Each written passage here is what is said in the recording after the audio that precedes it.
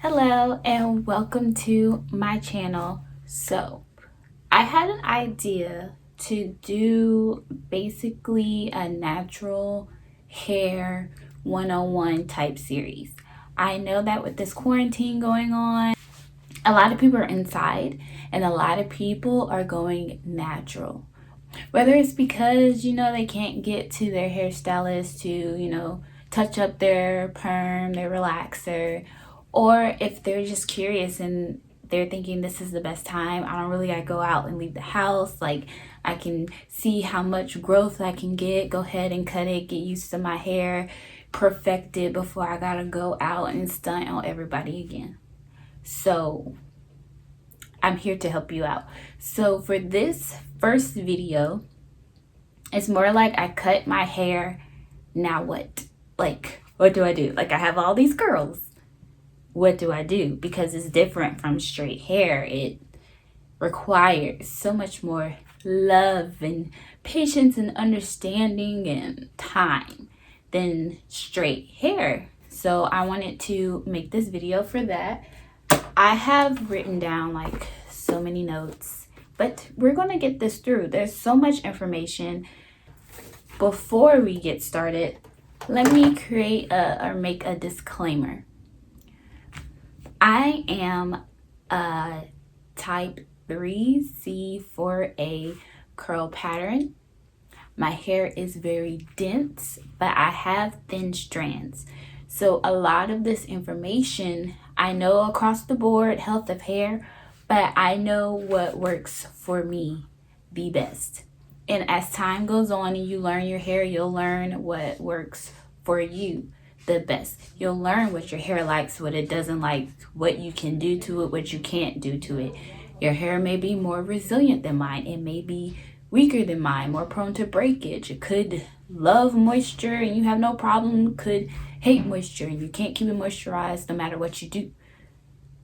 It's all different, but I'm trying to, just keep that in mind. That is why YouTube is a beautiful place. Like, natural hair is trial and error. So let's get started now.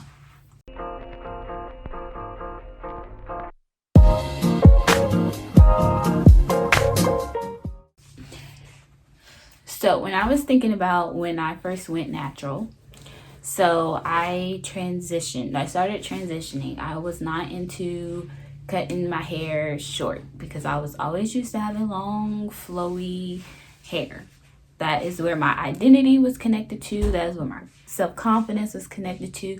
So I transitioned. I started December 2014 to May 2016. And that's when I big chopped, or when I, let go of those dead ends and I let my curls flourish.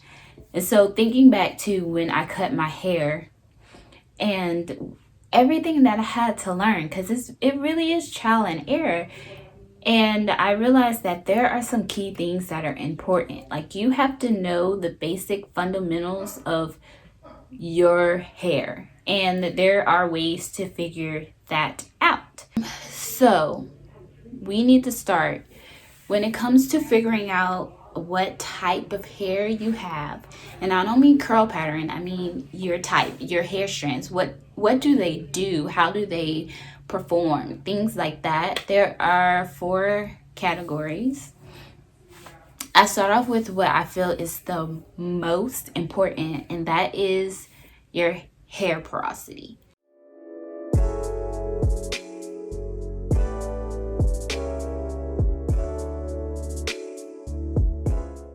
So I have made a video about your hair porosity, how to find out which porosity you have, some tips on how to handle low porosity versus high porosity. So I'm not going to go into detail in this video. I will link that playlist up above so you can see those.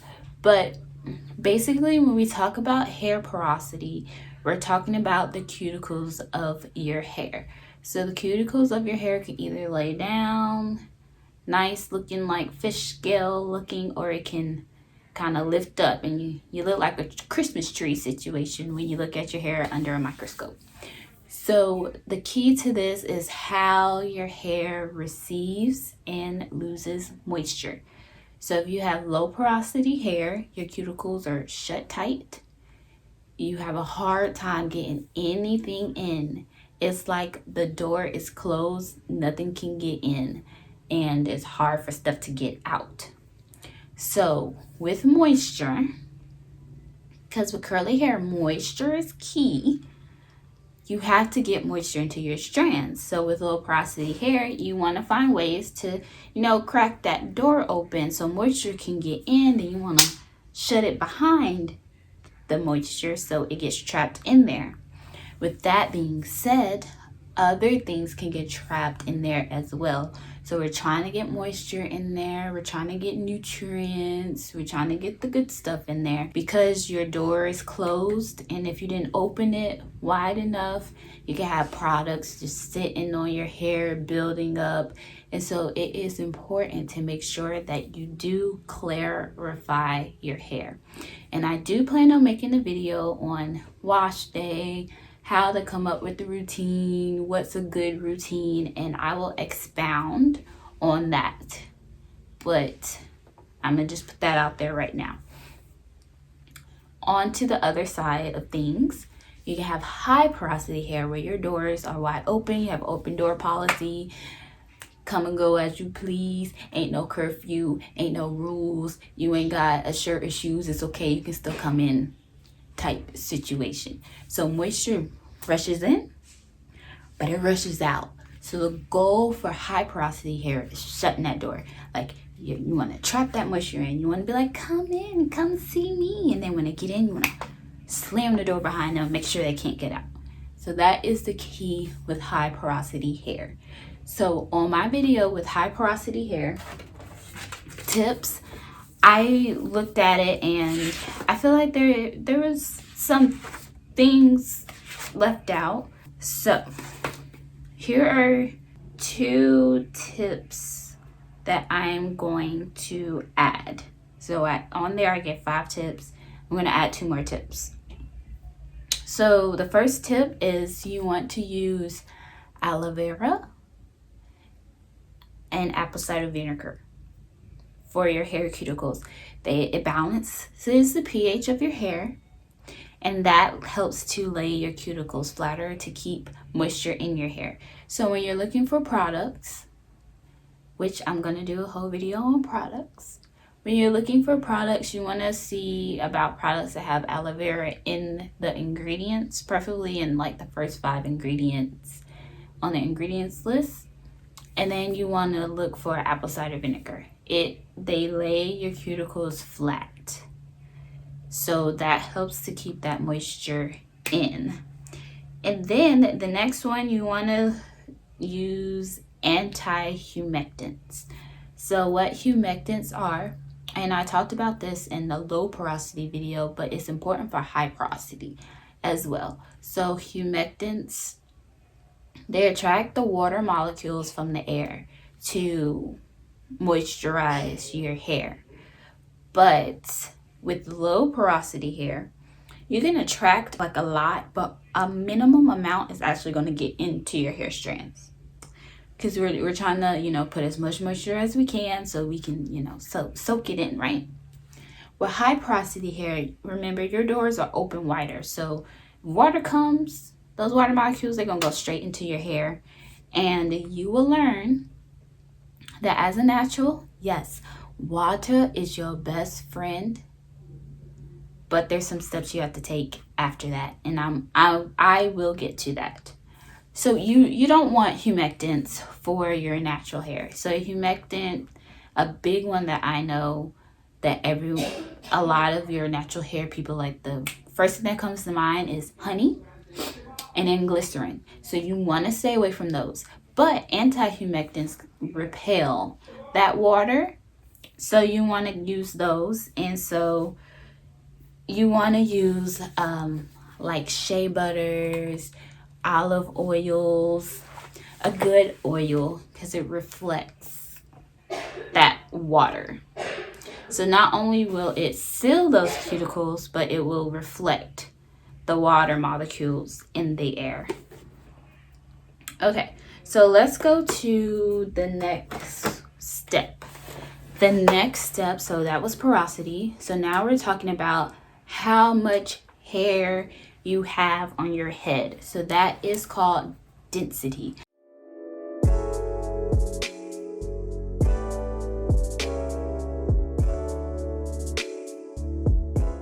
How dense is your hair? I believe they do like in a inch by inch like section of your hair. How many pores do you have? Like how much hair is coming out of that? So the more hair you have, the more dense you have. So typically if you hear someone say, girl, I got some thick hair, I got a lot of hair, they have very dense hair. Dense hair. I have seen girls with denser hair than mine, but very dense hair. You can't see through it at all. If you look here, can't see my scalp unless I part it. And then you can also look when you part your hair. Can you see like through the part? Is the part wide when you part it, or is it, pretty narrow? If when you part your hair and that part is wide, you have less dense hair. You have less hair up there. So why is this important? It determines the type of products you want to use. When you have less dense hair, you have less hair, you want to use lighter products because you want your hair to get that volume to create the illusion that you have thicker, more dense hair. So when you do your leave-ins, you want a liquid leave-in. When you do your creams, you want a looser cream that when you shake it, you can hear it. You can hear it in there because it's loose. Versus when you have more dense hair, thick hair, you want thick products. You want thick products where you open it up, you turn it upside down. It's like a Dairy Queen Blizzard and it don't go nowhere because you want to weigh your hair down. Okay, you want to weigh it down because a lot of the goals for when people first go natural, a lot of them want super defined curls. You see every curl. I've found that as you get more comfortable with your natural hair and confidence within yourself, because it takes time to build that, that's when they're like, oh, I want volume. Like the bigger the hair, the closer to God. That's when people are like, throw it out, But when you first go natural, I have seen more often than not that people want to see every single curl and they want the curls to look perfect and they want it to look in place and do this and do that. Natural hair is not like that. Not like that. Like, you just kind of got to let it do its thing. Okay, so that is less dense versus dense hair. Then we have the hair strand itself.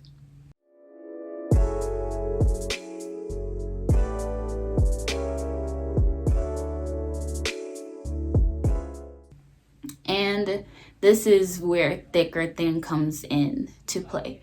So you want to take a single hair strand, and I'll put in links to websites to figure this out.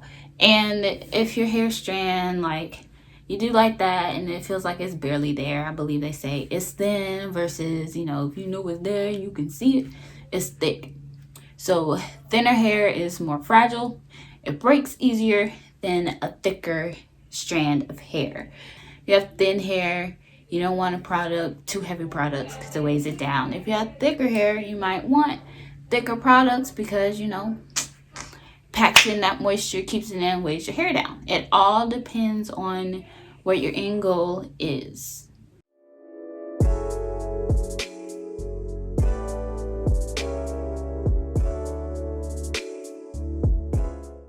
And then the last,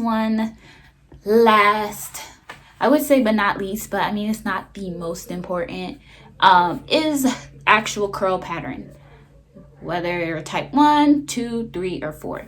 I like to just keep it in 1, 2, 3, or 4 because each category has certain things that you need to know about it. So like type 1 hair, easy moisture. Our scalps, we have a natural oil called sebum that our scalp produces. So with the type 1 hair, which is just straight hair, they can do scalp massages and then brush their hair. You know those videos where hair care, the princess brushes her hair 100 times every night before she goes to bed. That is to get those oils to travel from the scalp down to the ends of the hair, to coat it, to protect it, to moisturize it, to seal in the natural moisture that is already there. It penetrates the hair shaft, all that good stuff. Then you get to type 2. You got the wave going on, it's not that bad, It's not that, complicated for the oil to find its way to the end of your hair strand. You can brush that out, spritz some more water in there, and typically their hair pretty much stays that way. Put a little leave-in and it's fine.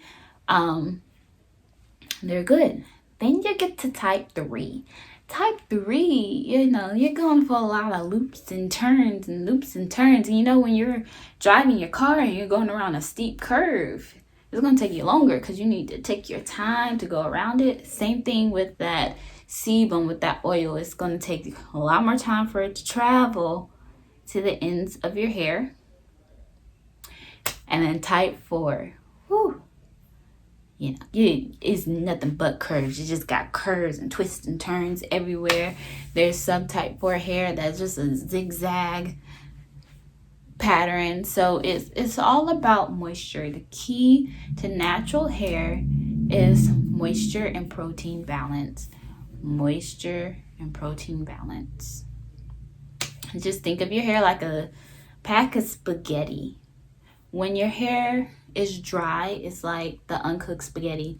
You can bend it in many places and it'll just pop, pop, pop, break into pieces. Your hair is dry, pop, pop, pop, breaks into pieces, split ends, all that. Once you put that spaghetti into the water and it cooks and it has moisture in it, you have moisture in your hair strands, that spaghetti can move all around, do all types of dances and moves and arching and twisting and curling, and it doesn't break as easily. You can still break it, but it doesn't break as easily. You can still break the hair, but it doesn't break as easily. But so that's balance. That's like water and protein, moisture and strength. But then let's say you keep those spaghetti noodles in that water for too long and they soak up too much moisture. They get mushy and it loses its integrity because it gets all mushy and nasty. And that can happen to your hair, and that is called moisture overload. This has been a lot. I have been talking a lot. So I'm going to have this be the video, and I'm going to go on to my next video. I'm going to put it into a part 2.